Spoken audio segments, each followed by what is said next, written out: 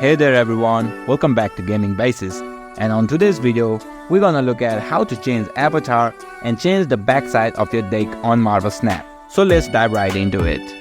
Now once you run the game, just tap on your avatar. It should be located at the middle top of your screen. Here, you can see the list of avatars that are available to you. Just tap on the avatar that you like to equip. Here I'll choose Arrow, and I'll just tap on Equip to equip her to my deck.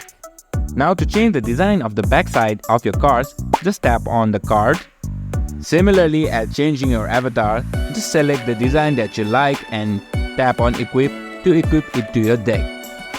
And that's it on how to change your avatar and backside of your card.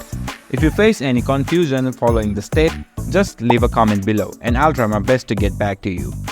If you found this video helpful, be sure to like and subscribe to my channel for more gaming tips as such.